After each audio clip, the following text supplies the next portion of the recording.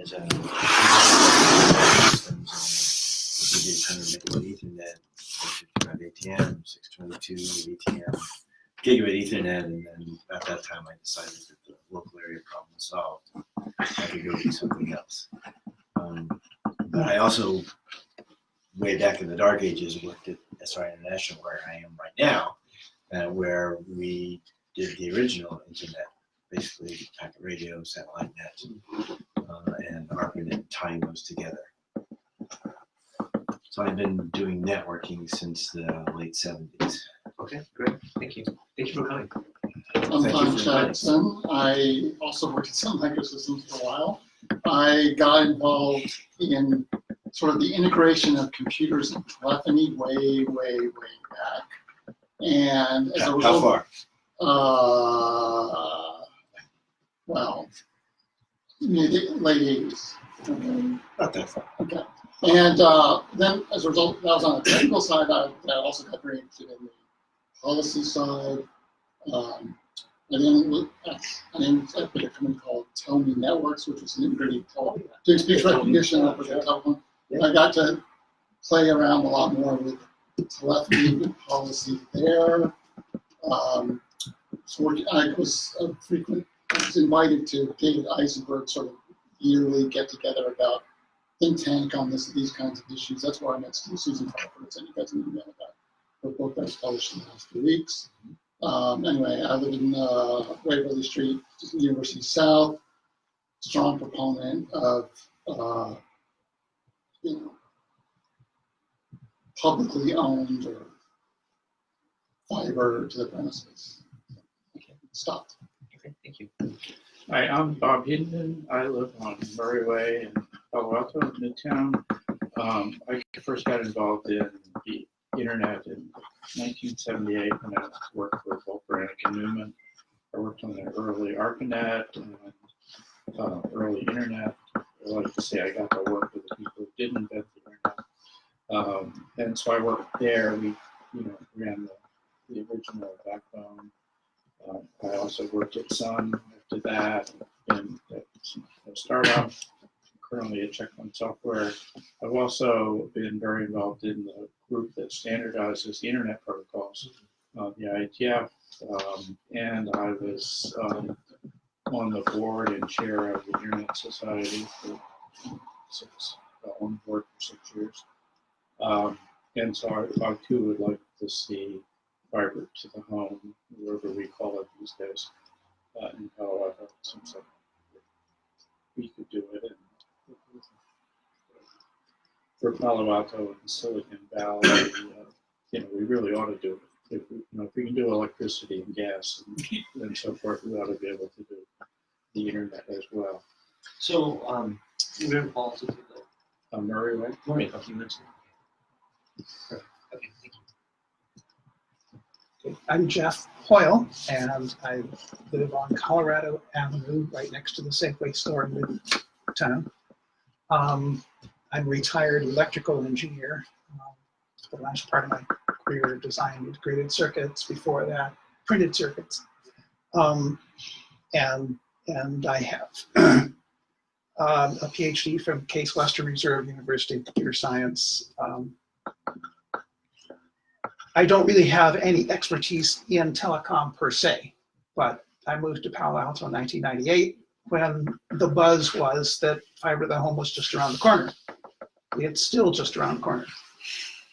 So about 2002, I decided I should start being an activist and advocate for it, which I've been doing for, the last 60 years. Many years. Right. Hi, my name is David Wise. I live here on Modoc. It's in Midtown for 34 years. My main background, I'm an electrical engineer. I started 5 decades ago with control data, designing processors. I designed, I don't remember how many processors, including mainframes. And then in the 90s, early 90s, I switched to a company called Siemens, and where I designed communication stuff. and including fiber optics. And that's my main background. Um, All right, so I'm William. I'm a high school student, but so I'm just gonna, watch you guys as you guys talk about these things and see what you have to say, and then maybe say some things if you guys. I'll say my point of view if I find it necessary or something. Just, so great talk, Paul to City Council. So thank you guys for coming in.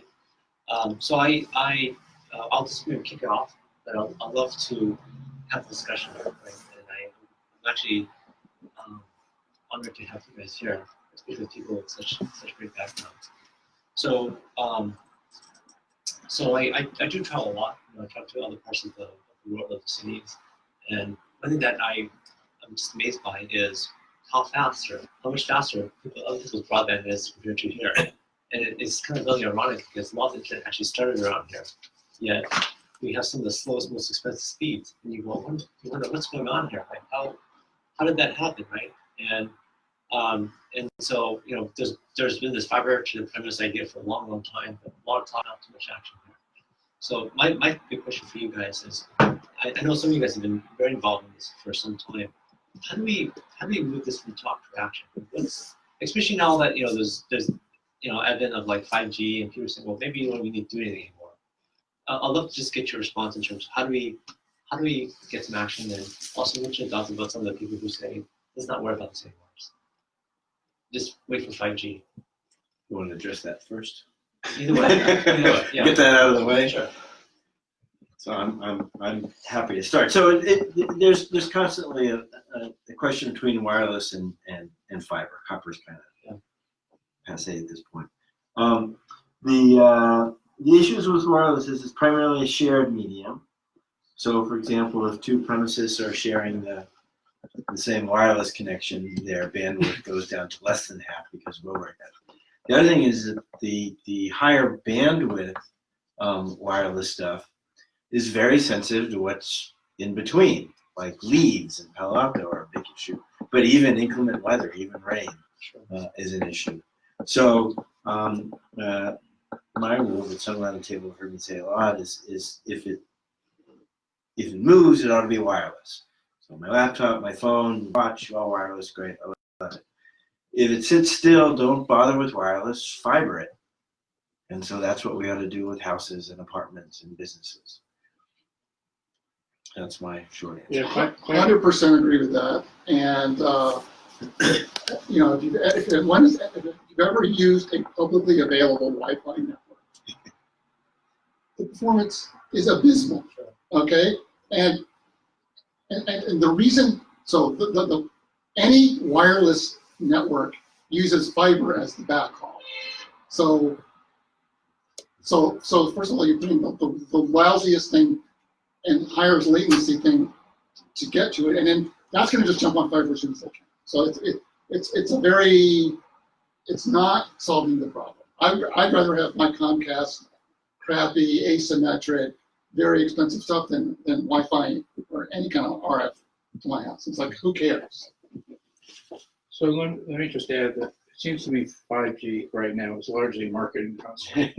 We've seen the recent press that AT&T is just going to rename their current service to be 5G without any technology change. The other issue for Palo Alto is that the way 5G gets these higher speeds, or reported to get these higher speeds, is they're going to have smaller cells, which means you need more radios.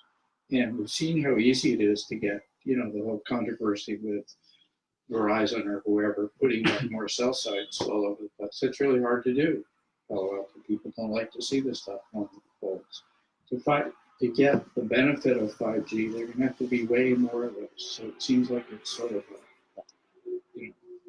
when I was surprised. I went to one of the utility, Utility advisory section, yeah, and the staff was talking about, well, we could just do 5G. Well, that they're just picking up a marketing concept, and I think to me that one of the underlying problems is it's not clear to me that the utility department actually wants to do this, and so think that's one of the underlying problems.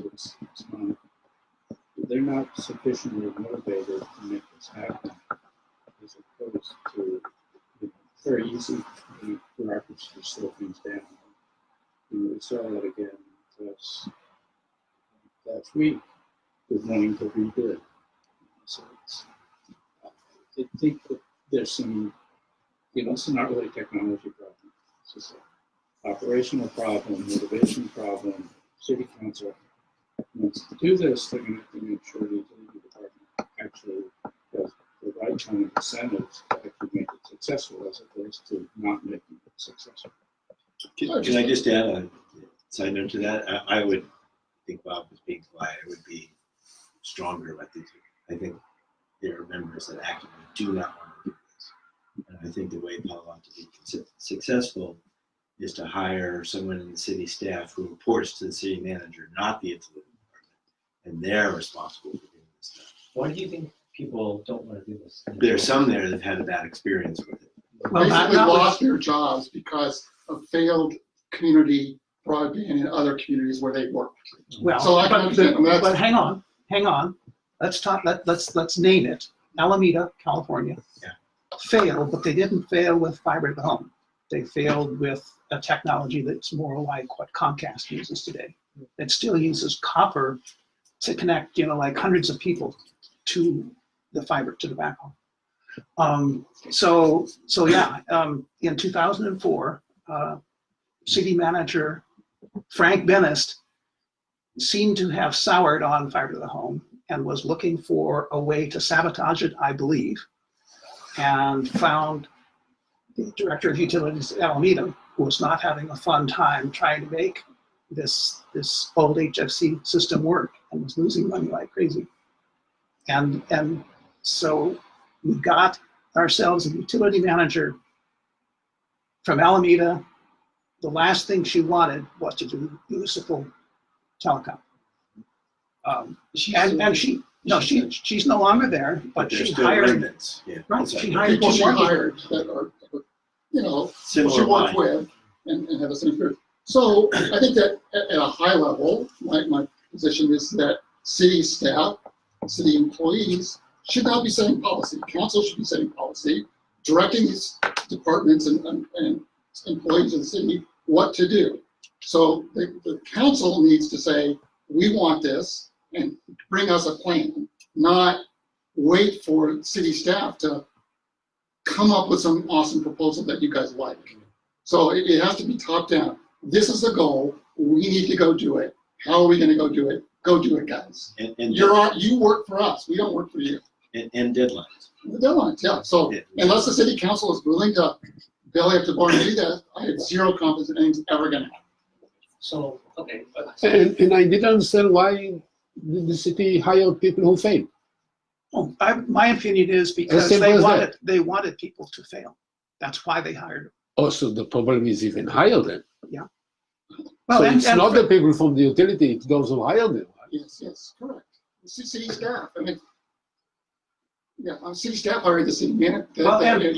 Frank Bennett is no longer there. I understand, but After 2008. But if they didn't show up, they were hired by city staff. Essentially. Yeah. You know the difference between managers type A and type B. Managers type A hires people type A. Managers type B hires people type C. Yes, very well known. Yep. So But, that was established, I think, what, 100 years ago? Yeah, I don't think we should focus on what the current staff Yeah, has done history, yeah. badly. I think with the right direction from the city council and, if people's, compensation and, their job goals are to make this happen with different outcomes. Correct, and that's why the city staff, the city council needs to set this as a priority. And that's why I said one person responsible reporting directly to the city manager. Period. So- Their career lives and dies by it. Well, and not hired by utilities to report directly. to the city. Hired by the city manager. That's right. I also want to add, I know electronics from the electron's point of view. From that level, from the time we use individual transistors. fiber optics is the solution for future. There is no question about it. Wireless is out of question, in my view, for communication, for that kind of communication. And the fiber optics can serve all the purposes that we need for quite a few viewable future.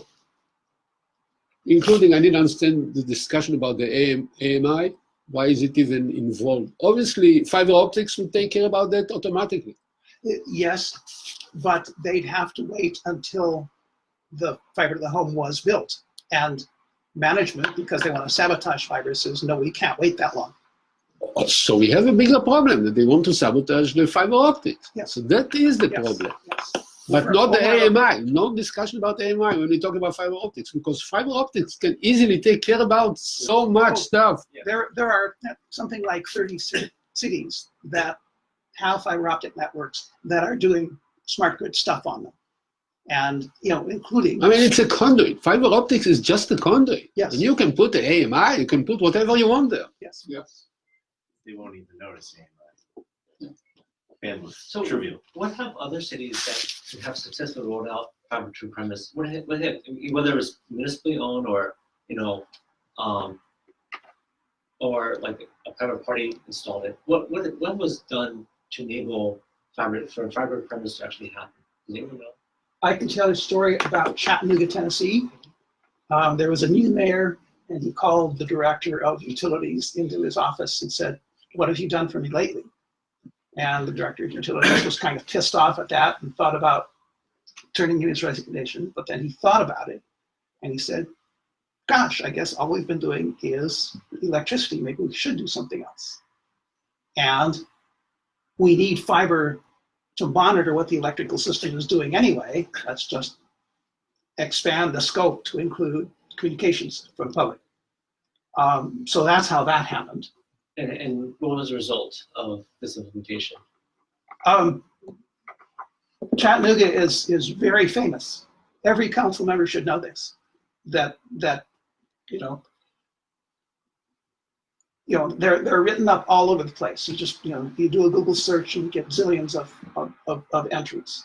Right now, if you want a gigabit per second residential fiber, well, that's something like $70 a month. But they do it also to businesses. By the way, they did this in a state that had some laws against municipalities doing anything they want to do. So $70, like my bill at home is the bill here is way higher than $70. My home bill is way higher than $70. Yeah. But neither speed is anywhere close to a gigabit, right? Oh, absolutely. I get about 30 megabits here, and at home I get about 50. So And it's 40. it's asymmetric. Yeah. And in your home, you are not allowed to, by contract, with the contract, whatever it is, you're not allowed to provide services to the internet. You can consume internet bandwidth. You're not really allowed to have that. I just wanted to set this because That's crazy. it's like $70 for a gigabit. It sounds pretty good. Now, is the program making money or is it? Yes. Okay, so And by the way, city staff in Palo Alto, they'll tell you, no, we read reports where they're not making money, and besides, they got a big subsidy from the federal government, which in fact they did. But before they got that big subsidy to do smart grid on top of the internet, by the way, they already had a plan for rolling out within the city limits and then later expanding to their electric service territory around the city. But when they did get the federal grant, they were able to do it all at once.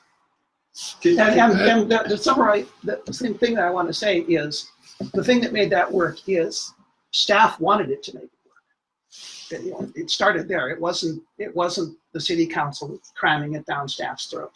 Can I get And I an want opinion to- on the table since it came up? So I don't care if Palo Alto fiber to the premises makes money for the same reasons I don't care if our streets make money, and I don't care if our libraries make money. They're fundamental services. If they break even, make money, great, but that's not the important thing. The important thing is that service exists and is available. That I would think is even given. What Sorry? you just, I would think that what you said is just given. Thank you, I appreciate it, but it's controversial. The opposite is what's given to staff and council. Everyone agrees in city government that if it doesn't make money, we can't do it.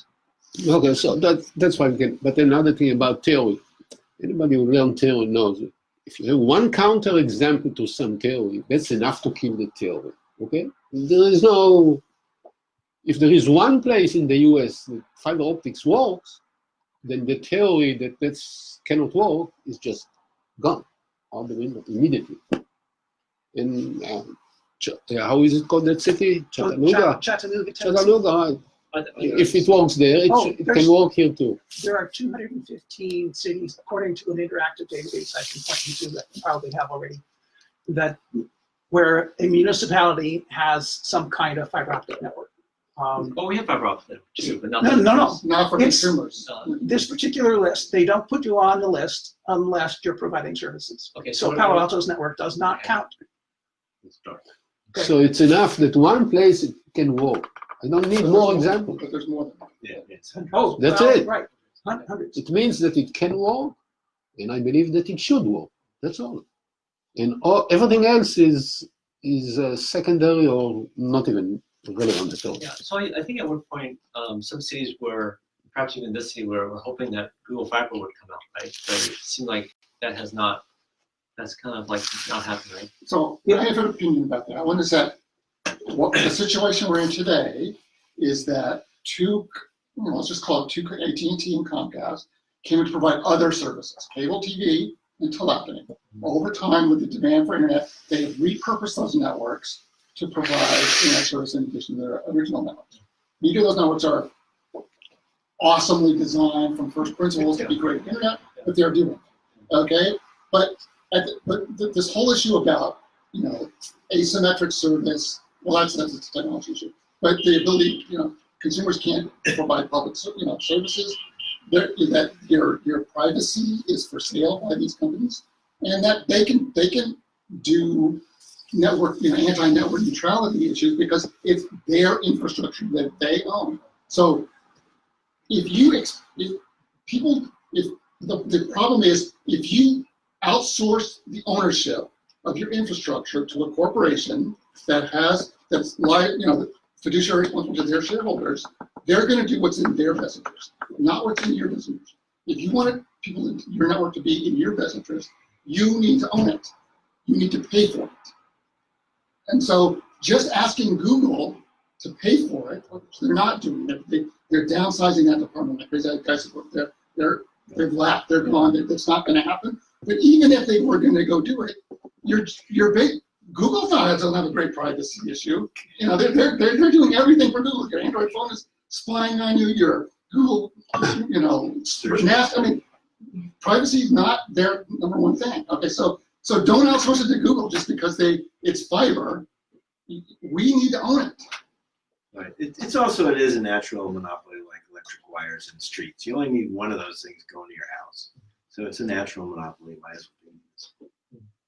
Yeah, I was going to say, when Google started out, I believe their goal was to be a demo for how municipalities to do it. They started out saying, we're going to demo open access, where any number of service providers can use our fibers. And then it got taken over internally by people who wanted to make money. And so they focused on making money, and then they got a CFO that says, we're never going to make money.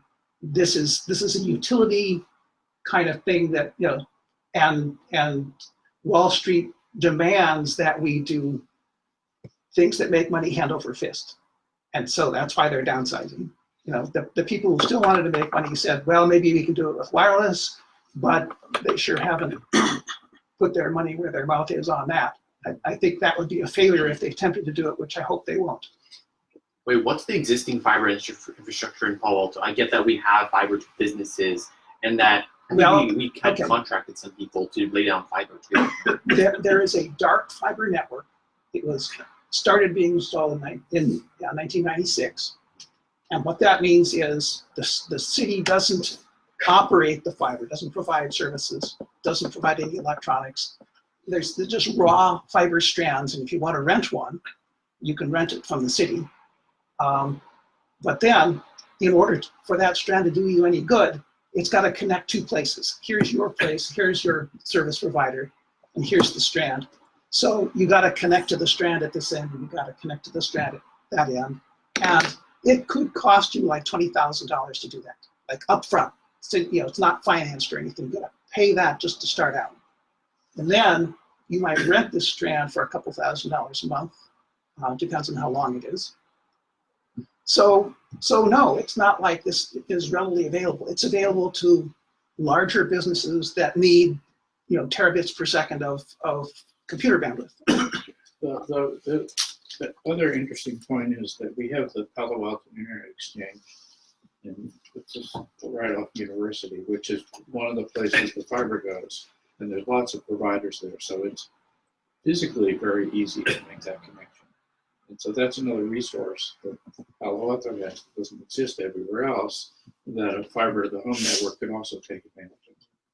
Yeah, that's an amazing resource, this PAX is. Just back to the dark fiber ring, because I am so pessimistic about actual community on fiber, I've been looking at how I could get onto the existing dark fiber ring. I have found that there's an access point 125 feet from my house. Okay, so if I could get to that access point, I could rent for $600 a month from the city access to PAX. So I could pay the city $600 a month to get to PAX. And at PAX, I have to contract and get in extra, so it's going to cost a lot of money at PAX. And the city says it's up to you to get to that place 125 feet from your house. It's literally just the one quote that I have, and this is not a hard quote, $45,000 to go to the street, because it's a public street and we can't bore because it's not enough distance. So we have to dig up the street, it's 45 to get 125 feet. So means to say I'm not that excited about that proposal. But anyway, if I could get to that access point, I might do this at $600. Wait, this sounds a little bit ignorant. Why can't you just string it over the cable lines, like the electricity lines outside? Well, I live in a buried utility district in downtown, so there is no telephone poles, and I don't. So. And by the way, the reason it's only $600 a month is because we're very, very close to PAX. If you were in Midtown, it would cost a lot more. And by the way, I would from that access point, I would have to pay them $6,000 to get from that vault to a better vault that has more capacity. So I'd have to pay them $6,000 to run some stuff there, which is, I would do that. That's not unreasonable. I think it's the $600 a month I don't love, and I really don't love the $45,000. Well, maybe you could I don't believe that's not the purpose of this meeting. But Just to give you data. But to your question, in places that do have poles, it's not underground, it could be on poles. So it's up to the city to tell you how much it's going to cost to do it their way. You yourself can't be personally creative about it. right. And I would say that moving from my personal private thing, which we should stop talking about, to the public, I think one aspect of that project that I was motivated was this Verizon small cell deployment in my neighborhood. They're going to be trenching the street and linking all these things with fiber. And as a public policy thing, I think that when a private company wants to dig up our streets and put in conduit, we should be putting our own conduit in onto the city. Should say, you have to do this for us. If you want right away on our streets that they're not paying for, by the way, they need to put in some conduit that's owned by the cities, and just for whatever we want to do in the future, if we want to run fiber down that conduit, we won't have to dig up that street again to do it. Right. There's an ordinance that's sitting in the city attorney's office and has been for more than a year. Big one.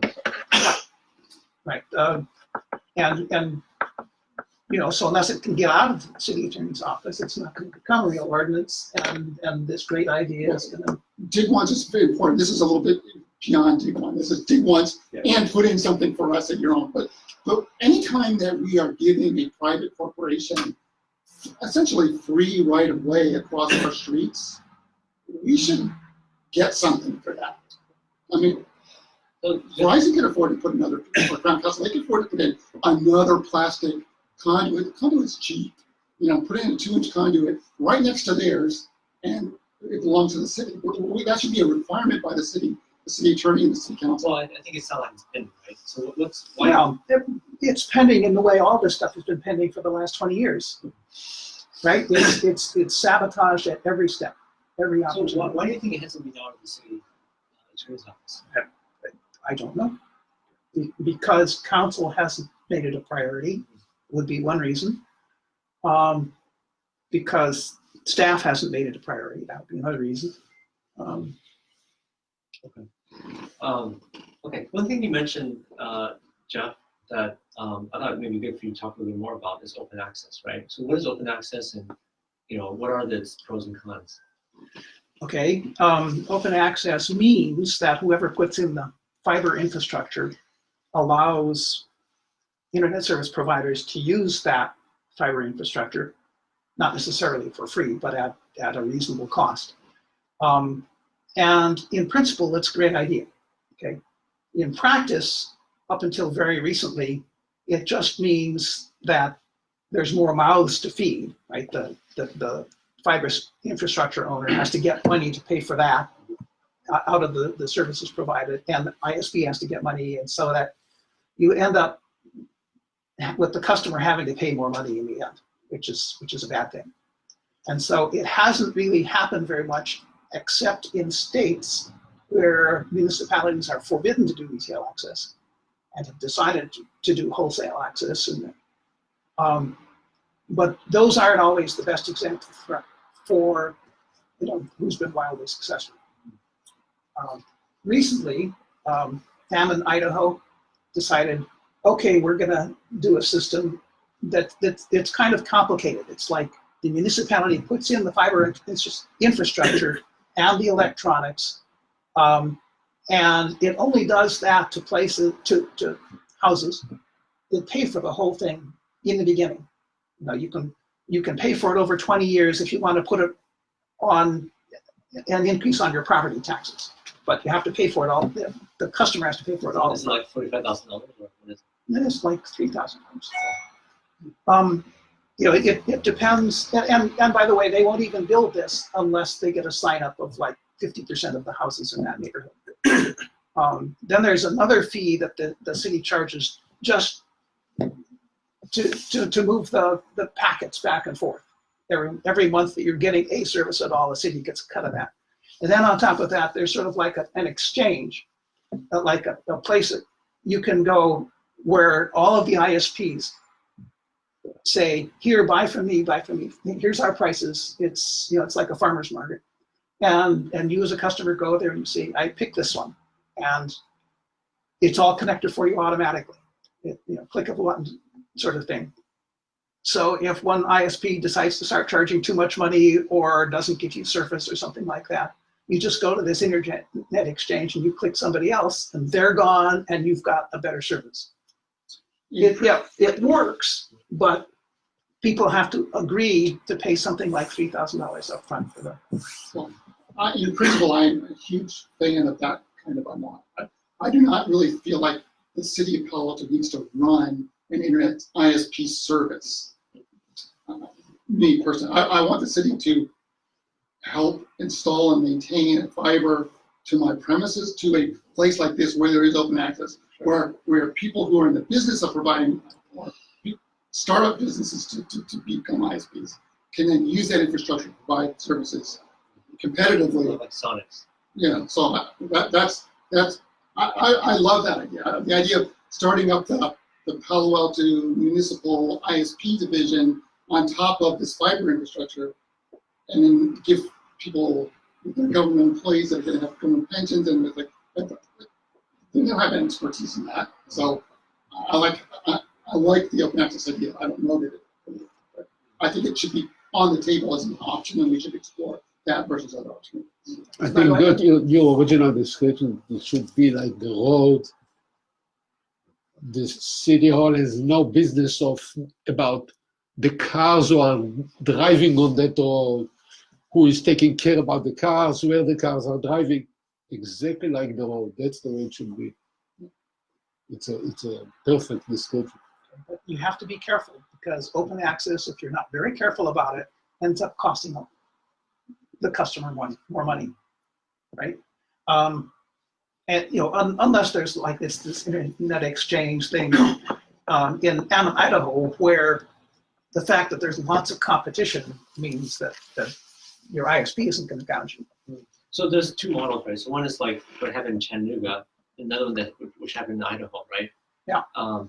And which one do you think has been more successful, the Idaho one or the Chattanooga one? Ammon is just starting out.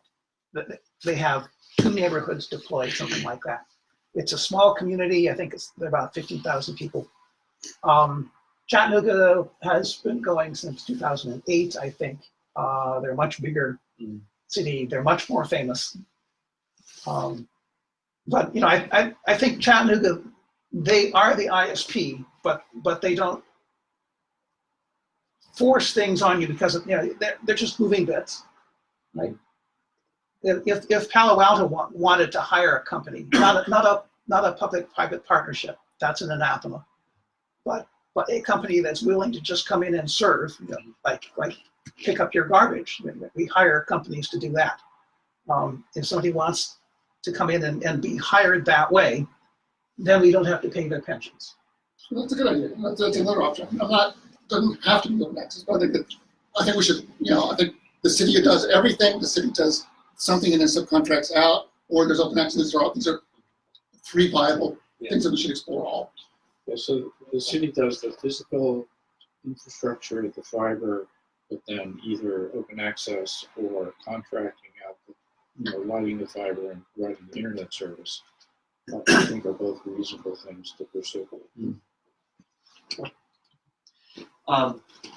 Okay, great. And so and I would add that, I mean, the city already has the capability of, given the current fiber network, they're doing physical fiber infrastructure. So it's not such a big stretch to expand it.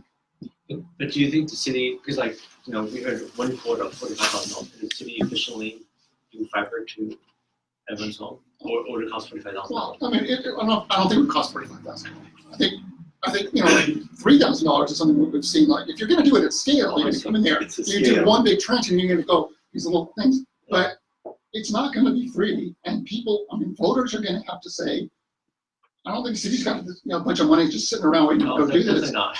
It's going to have to be a bond issue. I have some files in mind. Okay, but we're going to have to pay for it. And it's gonna, so the city council is going to have to put this in front of the citizens and say, are you guys willing to, you have to put a cost. You can't just say it's an open checkbook, but how much is it going to cost? Are you guys willing to do it? And let people vote. And if they can't, if people aren't willing to pay for it, it's not going to happen. Okay. That's an interesting philosophical theory, but I think the law is not on your side. I think the city could do it without a vote of people if they wanted to. But sure, they also have to come up with the money. Can they also jam the price tag down our throat? Jamming it down their to throat use is- an example, that's what's happening with the public safety. Okay, all right, okay. But I think it's, okay. Well, depending on how much that bill is, then there's the question of the council have that political will to It's a require us to political do that. I was going to say, unlike the public safety building, the money isn't gone up front. It's like it's being invested, and the people subscribing to the service pay it back if it's run successfully. Or my favorite example is I don't remember having to vote on the Ross Road traffic calming project, which was very expensive. Cities seem to have resources to do that. So I think if we spent all the money on fiber to the home we spend on traffic calming, it would probably be all done. Does anyone know how much this would cost? I know how much staff said it would cost, and that's not the same thing. But what staff said it would cost is $77.6 million. Yeah, now, when you say that, I remember when they wanted, in the first round, when they wanted to replace the Mitchell community center of Mitchell Park, the library, it was $120 million before, I think, even interest and other stuff. And I was a member of the core group who fought it and succeeded to fail it. 120 million. Wait, so you said it was 77.6, and then What I'm saying is an example. The city decided they want to renew the Mitchell library and this whole complex. Yeah, 120 million. And this is just a library. It's not covering the services of communication for the entire city. Yeah, It's just one thing. $120 million. And I was a part of a core group of members that we had, I think, a budget of $2,000, and we succeeded to defeat it at the time. And then they came with the second round, which was, I think, only about 50 million. But anyway, they had the money. So if they had the money for that, I couldn't care less about anything else. They have the money for something more important than just one library renewal, which is nice. I like the library. To ask The people, Ross Road traffic comment cost $50 million, and that was for one bike boulevard. 76 seems like a bargain because it serves the whole city. Yeah. Greg, I like to ask people, so the last month, how many times have you used the library? And how many times have you used it? Exactly. That's what I'm saying. It's not even a. It's a no-brainer. And I love libraries, so don't Yeah. misunderstand. But you know, let's That's why I understand brought which that one really example. matters. That it's ridiculous, even this whole issue of the money. I was going to say, I'm weird You're compared weird. to most Yeah. people, but every time I use the internet, I use a library. Yeah. Happens to be Los Altos Library because they give me better service than the Palo Alto Library. That's But hilarious. I refuse to get my telecom from AT&T or Comcast. That's just Very non-negotiable. Why is it? Because they're screwing over the country. Right? They are monopolists. They don't care. You know, I've tried the Comcast for 1 year. You know, I'm accessing the internet, and while I'm somewhere on the internet, all of a sudden, the screen, the Comcast screen pops up, and they start to advertise some stuff. Comcast cuts my communication with the internet and put their stuff on the screen. Let alone that I had only, they have what? It's asymmetric. It's only 5, I think, megabits. Yeah, it's terrible. Yeah. So let's take the 77 million as a you know example. 77 million. How much is that per household? Roughly? There are about 30,000 premises, about 25,000 houses. Okay. So if you could do the math in your head, you're better than me. Most reports that I see other cities do It's do around- this, it's do around this. 2,000, right? Yeah. 77 million, and you know, to one significant digit, it's 2,000 premises. Okay, anyway, most consulting reports will tell you this stuff. The one we got does not. It just talks in millions, and everybody's mind boggles when you say billions. So I think we should get a report from a consultant that would be willing to spell it out the way other cities are doing. So okay, what do you guys think? So if we, and especially with finance, like $2,000, $3,000 over 10 years or something like that. It's not. I mean, this is hard math. Can you finance that? It's probably not that much. I don't even think we need to do the calculation. But if it's $100 million, and it's, you know, it's like $5,000 a house. Is that a big deal? I mean, you know, especially, so I think there's people who live on, people who have on fixed incomes or they're retired and they want, so let them pay for it over a number of years. Other people could pay for it over a number of years or sooner. I mean, I'd write you a check for $5,000 to see tomorrow. I'd be happy to do that. I don't have to make you wait, you know. There is the dark fiber fund, which is sitting around the 20 million. 26. Yeah, 26. Yeah. Okay, so 26. So there's a third of it right there. I've kind of lost track of the Calaveras funds. Same Are thing. those? Oh, sorry. Are those? I think it's like 30 or more million, but the trouble with the Calaveras Fund, which has been renamed the Electronic Special Projects Fund, is the money originally came from electric ratepayers, and so it can only be used for projects that benefit electric ratepayers. Right, so Now- automatic metering over 5-year premises. Well, exactly. So And this is one. That's a matter of nomenclature mostly, right? Well, you have to make sure that you don't get the law coming down on you. No, So- of course, but Be careful. yeah, I think we have good enough legal counsel around that we could. Yeah, I've for years said we should use the Calaveras Fund to the extent that AMI benefits. Yeah. Electric ratepayers. And then a bond for the rest. So what what has the UAC been? I know you follow UAC pretty closely. What has UAC been doing on this? The unfortunate thing is somehow UAC got the idea that since there was a CAC, council expected them not to do much. No, since there was a what? A Citizens Advisory Committee, Andy and I are on it. Since in 2013, the TAC, the Technology and the Connected City Subcommittee of Council, asked staff to create a CAC. And then that happened. Somehow or another, UAC got the impression that council didn't want them to do much. I think that was always a misimpression. I think the charter always said UAC has to be responsible for watching what happens to the fiber utility. But there was another thing when AT&T announced fiber in Palo Alto some years ago. The UAC reaction was, oh, so Palo Alto doesn't need to do anything, and so they did.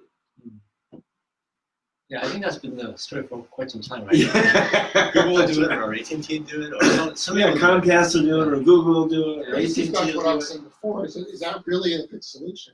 I think on principle, it's a bad solution to just expect somebody to pay for it. They're going to control it. Well, it's worse than that. Well, it's the analogy is, so why not let PG&E provide the electricity and the gas? Right. Yeah, exactly. That. We don't do that. So Yeah, everybody should understand why our municipal electric and gas and water utilities are good for Palo Alto. There's, all of the things that the incumbents arguments that they raise in other cities about how government should just not be in this business. Anyone in Palo Alto should laugh at that. We understand that municipal electricity is better than PG&E. Greg, Right? since Jeff brought up the CAC, so the UAC is recommending that the CAC be sunsetted. No, No, not true. The utilities department. Sorry, the utility. I'm sorry. Excuse me, the utilities department. And by the way, at the UAC meeting, there was Say it again clearly, because I missed. I'm sorry. The CAC, the Citizens Advisory Committee on Fiber for Palo Alto. The utilities department is recommending that group be sunset. And why is that, by the way? Well, they didn't really say. But Well, no, they said sort they of were- yes. Wait, they think they replaced it with a consultant or something like that. well, that's a joke. Well, and Right. it's not a replacement. So I'd recommend that the city council say, no, that's a bad idea. Their work isn't done. We don't have fiber devices. Yeah, and on all that tangent, what else? What other ideas do you have in mind that Greg specifically can do to solve this situation? Like, what kind of things should H introduce or things like that? Because I know we bounce around a lot of these things, but there's only so much a city council member can do. Yeah. well, I think that would be relatively easy. That's an easy one. I Yeah. think it's not going to cost you that any money to keep that thing going. No, I want at least a 10% increase in my salary. Yeah, okay. I'm done. I'm done. I'm done. 10% still zero. If they So- say so I think that's only that's so much That's they easy. can do, I would say, okay, then that's only so much you will be paid. Yeah, I mean, but I think William does bring up a good question, which is, I think this is something that almost everyone in Palo Alto wants, right? I don't know. I haven't heard anyone say, no, I want slow internet. Oh, I've seen, there's Doug Moran had a blog thing in the Palo Alto Weekly that just sort of said, I'm fine with 5 megabits per second because all I do Oh, no, is okay. email. Yeah, I agree with that. I agree with that. I don't believe that there's a unanimous or a majority necessarily citizen demand for this. I real very quickly, I play poker once a month with a bunch of guys. They're like average age 50. Average of them went to MIT. They're in the technology. They're homeowners of Palo Alto. I raise this issue and they're like, Comcast is getting it. Okay, and it's like, I'm like, technology, 50-year-old, affluent, homeowner, you don't want this? We're screwed. So, since this has come up and some of you have heard me suggest this, so my sort of analogous example is diamonds. So diamonds are a glass-like piece of rock, but they've been marketed so successfully by De Beers that many of us will spend quite a bit of money on this glass-like piece of rock, and it's only marketed.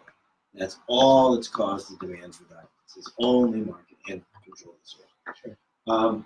No one has done fiber to the premises high-speed internet marketing in a substantial way. No one's tried to create demand.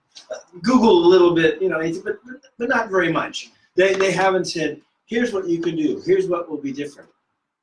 We can imagine future services. So I wanted to leave you with some things, some of my thoughts. Happy to send this out to everybody. It's not meant to be They will come whether you think about it or not. Yeah, of course. But Einstein said, "I never think about the future. It comes soon enough." But to give you just three immediate ones that most people can understand.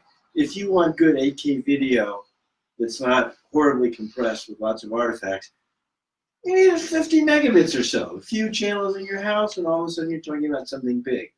If 3D printing ever takes off, I don't know if it will, but if it does, some of those models are huge. You want to pull them down from the internet, you don't want to wait for it. Backup services. Right now, none of us can do backups over the internet to our house because if we needed to restore a disk, it would take forever. With gigabit Ethernet, all of a sudden that's feasible. There are lots of others. These three are very mundane. I love the comparison you did here. Sorry? I love the comparison you did here with. The comparison of FTTP and the public Yeah. safety building. I'm very happy to. Yeah. When I was in my contest around to the UAC and one of the commissioners, she basically said something to the effect of, like, gee, we have all these problems in Palo Alto of overcrowding and housing. Why should we make Palo Alto more desirable for people to live here? It's like the worst idea. And I'm like, you've got to be kidding. That was actually her position. Like, Was this Judith Schwartz? yeah, you were there. Well, I was there, but I don't remember. I mean, But that's what she said. She was like, why should we make this place any better than it already is? It's causing us, it's so good now, it's causing us all these other problems. I'm like, these are great problems These to are have. great problems to have. So, and it's like, if we want to be the center of innovation going forward, then it's ridiculous. And people should be able, startups should be able to, create these services and deploy them to people with high speeds and from their garages if they want. You remind me. I live a block from the factory garage. What you say remind me when I was in computing business, when Folks came to Digital Equipment Corporation's founder in the 80s, around 1980, and told him, Kenneth Olson, who was the founder, and he was an engineer, and they told him, we should do a PC kind of a computer. And he said, I don't think so. Nobody, maybe 5 people in the whole globe would buy it.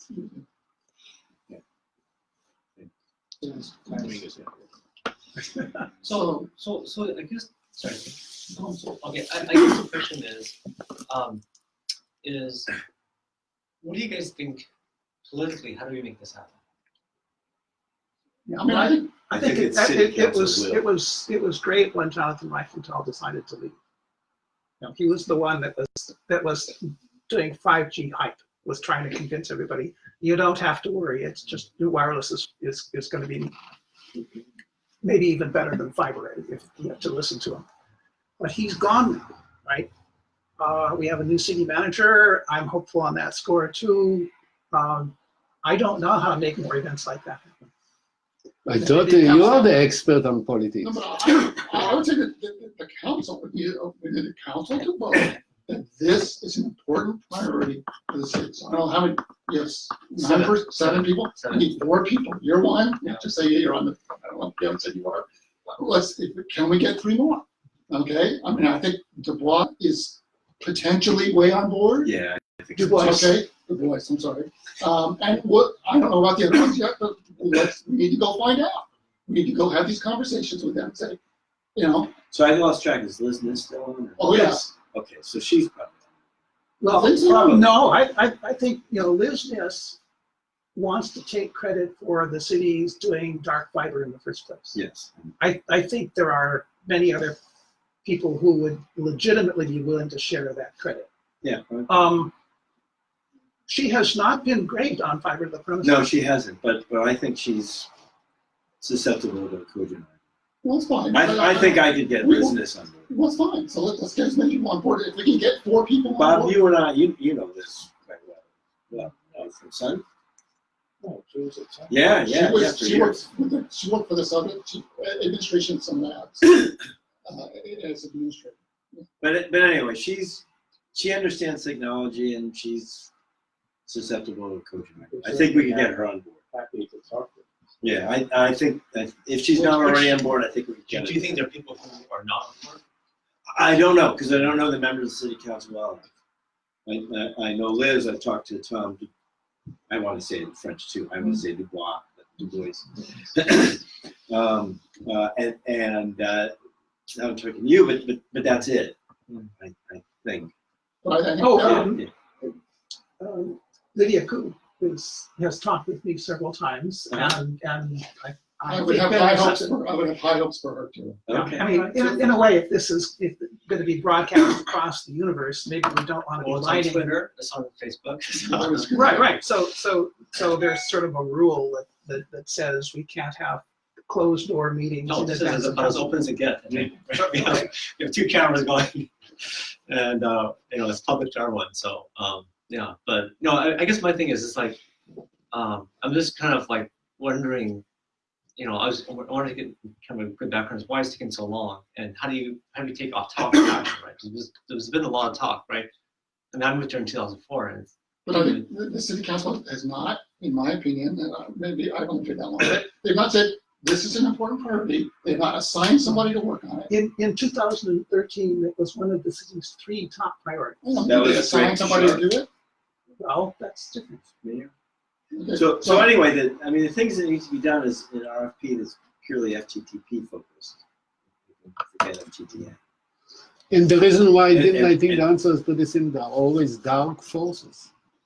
Throughout the whole history, the progress of history is slow because of the dark forces. But the 2 things, Greg, are RFP that's FTTP focused completely, and then a plan for paying for it. Staff is coming back. We've got several pools of money, but a hard plan for paying for it. And we know the number's not going to be vastly different than 70 million. It's not going to be 200. It's not going to be 10. well, there's a parking garage that just double the cost, and a lot of these construction projects have just doubled the cost. So I do wonder. But this is technology. It's not cement, so it's usually headed in a good direction. Working asphalt. There's a good deal of just plain digging. Yeah. There's Well- a high-tech aspect of it, but there's a lot of just. Oh yeah, allowing micro trenching would be helpful. Wait, about the digging thing. So we do have like a dark fiber net. Like, how much of Palo Alto is kind of like close to that one? Not 'Cause, close enough. What's close? I don't know, maybe like 20, 30 feet away. No, Hardly any. No. Hardly any. Right, because in order to get 20, 30 feet away from a place, the fiber has to go down the street, Yeah. deliberately trying to pass these houses, right? Most of the nodes for the dark fiber network are, let's say, it could be 2 or 3 or 6 blocks away from a house. what, So, like, so what I are we don't have the talking about? map in mind, but it goes down Middlefield, for example. I'm presuming it goes down El Camino, but I'm not even sure of that. Yeah, But there might not be that much in between, for example. I think in the So near it's term, sparse. maybe we could, like what you're doing, we could, like, I don't know, make the process a little bit more streamlined. So people like you who are like, want to jump on the fiber trend right now, they can jump on it more easily. But that's a different, that's not fiber for everybody. So I think that's a different conversation. But it's like a step forward in like, Well, No, I think I to the we should- contrary, that's it's not not the a goal. step forward. It's not the goal. I That's think not the goal. the goal is what we're talking about here is like, let's wire up the city. Like Let's the wire city. everybody. Yeah. Not just high income people who are nuts like me. Like, let's wire up. That's a different program. And then so that's other thing. It's just like my personal problem. It's not a problem. I have to But, switch to this office. I check at high school to his office, and it's hard. Right? Yeah, it's hard. And it shouldn't be. It should be trivial. So I think if we're really serious about this, we need to, get some council people on board. Then that would have to go have this proposal process, figure out how we're going to pay for it, and then try to move forward. That would be the process. Yeah. But can you get some clarification on why the city hasn't hooked up our dark fiber network to an ISP? Right? Like you only kind of hook it up. The purpose of the dark fiber is so that companies that are along the dark fiber route, Facebook when they were still in downtown Palo Alto, Palantir, can use that facility to get high-speed internet to their offices. So The city dug up the streets for other reasons. They put in that fiber. It's there. They can rent it out to these companies. And that's the goal. And then it probably goes to a few schools too. You know, Oh, maybe it goes to all schools. schools and libraries. And, But- and it's was a never sweet intended to purpose. be. It's not a service. It's just you can rent this. It's glass. It's glass. It's fiber that you can rent. Or if you're a school, you get it. You know, part of living in Palo Alto. But it's not a service. It's not internet. It's a good thing. There's nothing wrong with it. It's a What great what you idea. should do is But it's look at a not- map of the dark fiber network. I Yeah. can send the Yeah. pointer to it again if you'd like. And there's about 90 access points. They're all across the city, right? So it's not just downtown and it's not just California Avenue. There are lots of places you can be fairly close to it. But if you're 3 blocks away from it, it's still going to cost you $20,000 or something to connect to it up front. The city's not going to pay for that for you. And another point is that when we do it for everybody, the cost to each one is not going to be nearly as much as if you pick just one house and you say, I'm gonna Of do it course, for of course. Like, it's Right? not $45,000 problem. If you bring it right down the street, it wouldn't be. It'd be a couple thousand. Yeah, One but people other- could just piggyback off you and then like go off. It's like No, I don't think so. I mean, it's like the Winchester Mystery House. We can add one more room, you know? No, let's design the thing from the beginning to intentionally do it right. So one more data point that might not be entirely clear from this is that when we talk to people about doing a whole HTTP for Palo Alto, on the whole they say, we won't use your dark fiber.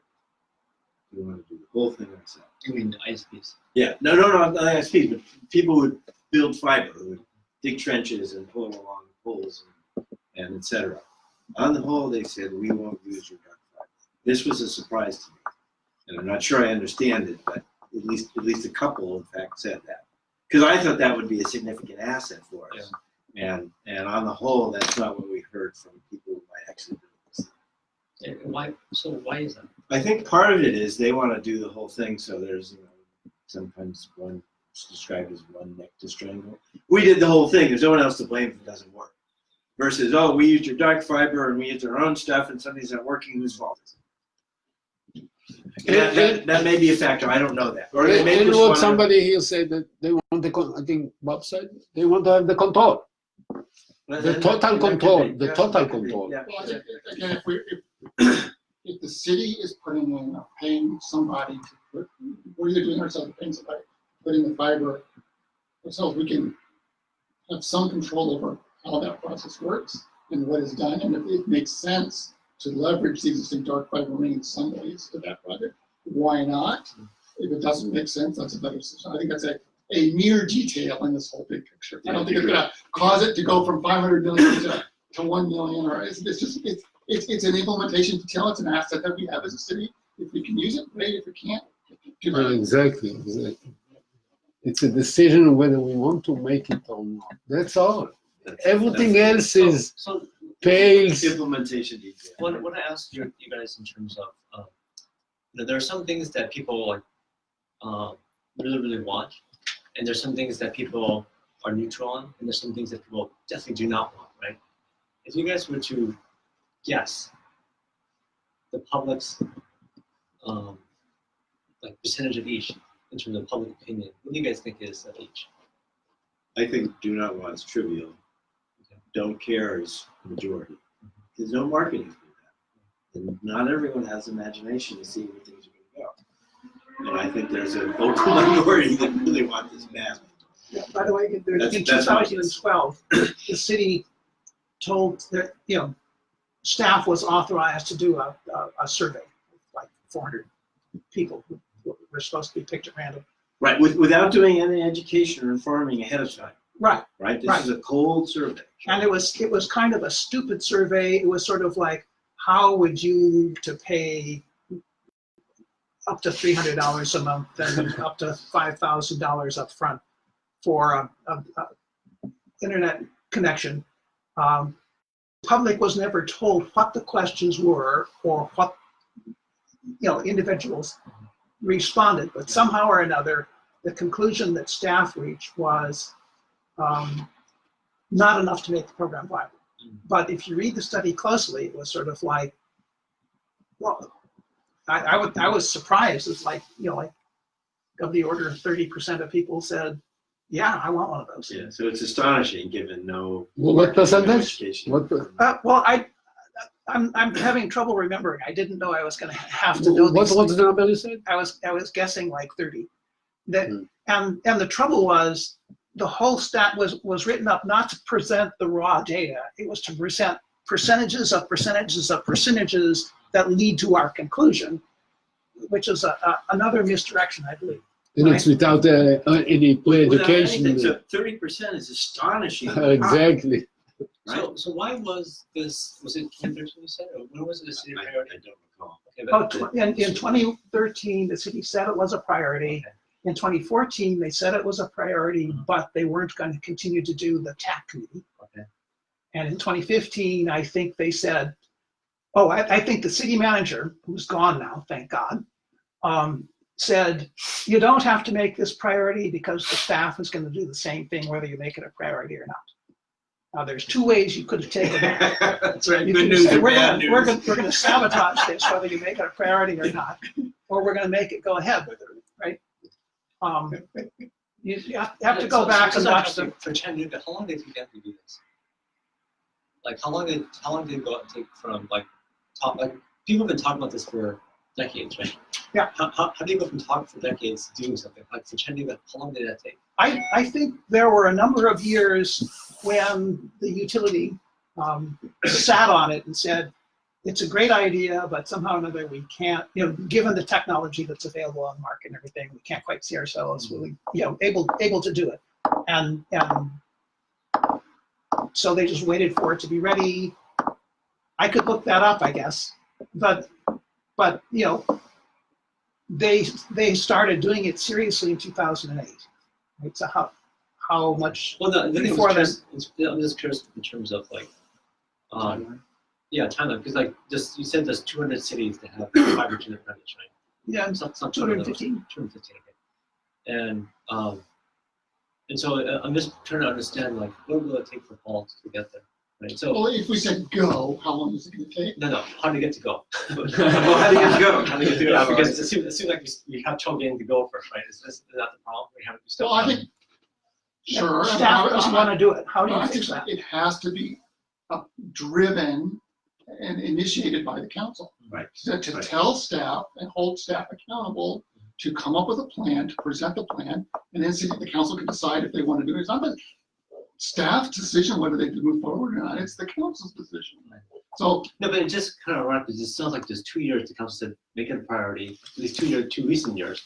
And nothing happened. is that prior to this year? I'll tell you what I think happened. I would love to know this for sure. I think just at 2013 was the time when Google Fiber was secretly trying to approach places and say, should we go here? And staff would probably secretly trying to talk with them. And the members of the TAC committee, including Liz Niss, she's the only currently serving council member that was on that TAC committee, probably said, let's make sure that we don't spend a lot of money and then it'll all be wasted because Google will come and do what we want. Yeah. Google talking about Palo Alto took the wind out of our sails for years. Okay. Well, I think it's for the third time. It's just like, if you're really for this, you shouldn't want a corporation to come in and do it. You should want it. So the fact that Google, I understand why, but you should, if your heart behind it, you should say, I don't want Google to do it. We want Palo Alto to do it ourselves. We're going to be able to get to the bar. We're going to pay for it, and then we're going to own it. Okay, I completely agree with that. Yeah, so That's Me- that should be the goal. Me too, of course. I'll just add that when Google announced this, and people were saying, well, we don't need to do anything now. Google could kill this program anytime. They're a corporation. They have no interest in Palo Alto beyond making money from us directly or indirectly. Yep. Don't count on Google to do this. Councilmember Schmidt, who's no longer serving on council, but was a very forward-thinking kind of guy, and he pointed out, council still has to vote to allow Google to do it, right? And that was a very perceptive comment, I thought. It didn't ever get to that. Okay, So we're at 1 o'clock, so we're out of time here. But one thing is, just want to let you guys know, we have a council retreat where we're going to talk about priorities. So now is a really good time to send some comments into council if you guys have a opinion about this. You know, I for one would love to talk to action somehow. So thank you for you guys your time on this, and appreciate it. Thanks for hosting this. I Yes, really thank appreciate you. it. We do I appreciate have it. one other quick thing which I can do. So last year, you know, I applied for the Utility Advisory Committee, and I was very surprised that the staff made the recommendation for council to not interview any of the candidates. Okay. Yes, and Really? yeah, especially since, I mean, this group is supposed to be providing oversight to the utilities department. I mean, this is independent of me, but I wasn't expected to be. I was expecting an interview. I wasn't expecting to be selected. But it seemed really inappropriate for council to take the department's advice to basically let them choose who's in providing oversight. So don't do that again. Yeah, that's true. Thank you guys. Thank you. Take one of those or want to mail it to me? Why don't I mail it to everybody? Your mailbox is full of email from me over the last 2 hours, so. I saw at least one, so. So it will not be hard for you to find my email. Well, thank you guys. Thank you. When is your retreat? Oh, when is the treat? I don't know. It's coming up, I think, March. No, it's February 4th. Okay. Or